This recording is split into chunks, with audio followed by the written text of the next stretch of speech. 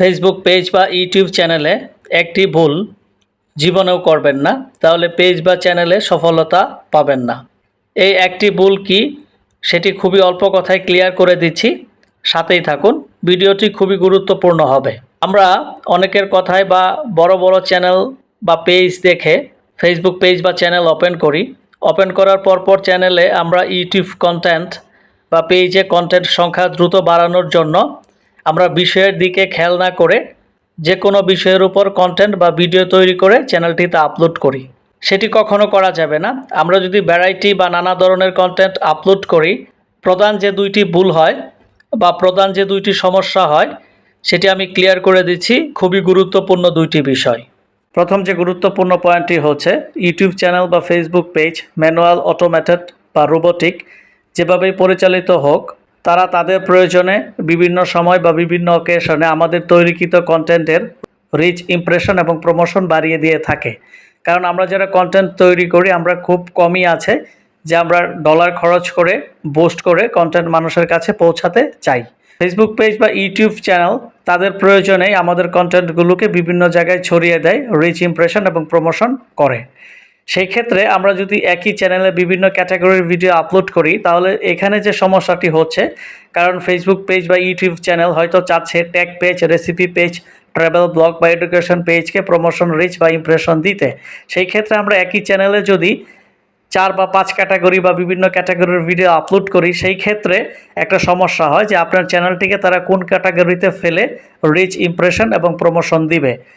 এটা কিন্তু খুবই গুরুত্বপূর্ণ একটা পয়েন্ট, আপনাকে মাথায় রাখতে হবে।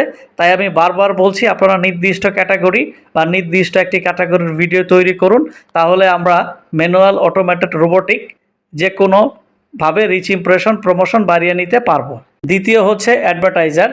অর্থাৎ আমরা হয়তো অনেকেই জানি না, ইউটিউব চ্যানেল বা ফেসবুক পেজে একজন অ্যাডভার্টাইজার যখন অ্যাড দেয় বা অ্যাড পুট করে, তখন ফেসবুক পেজ বা ইউটিউব চ্যানেল কর্তৃপক্ষকে তারা নির্দিষ্ট করে দেয়, অর্থাৎ আমার এই অ্যাডটি recipe page, education page, travel blog বা টেক পেজে চালাবেন। অর্থাৎ ইউটিউব পেজ বা ফেসবুক পেজ চাইলেই ইচ্ছে মতো বিভিন্ন চ্যানেলে তাদের অ্যাড দেখাতে পারে না। হ্যাঁ, দেখাতে পারে, বাট এটা খুবই কম, সংখ্যায় খুবই কম। যখন অল চ্যানেলস বলে দেয় তখন হয়তো দেখাতে পারে, বাট এখনকার অ্যাডভার্টাইজাররা খুবই সচেতন, কারণ তারা কোন প্রোডাক্টের অ্যাড কোন কোন পেজে কোন কোন ক্যাটাগরিতে দেখাবে তারা নির্দিষ্ট করে দেয়। তো সেই ক্ষেত্রে আমাদের অবশ্যই সচেতন হতে হবে। যদি আমরা ভ্যারাইটি কন্টেন্ট বা একই চ্যানেলে বা পেজে বিভিন্ন ধরনের কন্টেন্ট দিয়ে থাকি, তাহলে সেই ক্ষেত্রে আমরা অ্যাড বা রেভিনিউ তেমন একটা যোগ করতে পারবো না। আর যেহেতু আমরা পেজ বা চ্যানেল বা ইনকাম বাড়ানোর জন্যই কন্টেন্ট তৈরি করে থাকি, সেই ক্ষেত্রে আমাদের অবশ্যই সচেতন হতে হবে।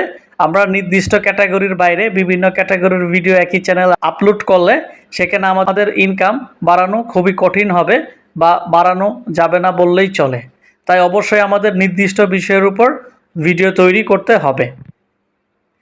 তাই সর্বোপরি আমি একটি কথাই বলতে চাই, ফেসবুক পেজ বা ইউটিউব চ্যানেলে যদি আপনি সফল হতে চান, অবশ্যই নির্দিষ্ট বিষয়ের উপর, অর্থাৎ যে কোনো একটি ক্যাটাগরির উপর ভিডিও তৈরি করুন, নিয়মিত আপলোড দেন এবং ধৈর্য ধরে কাজ করতে থাকুন, অবশ্যই সফল হবেন।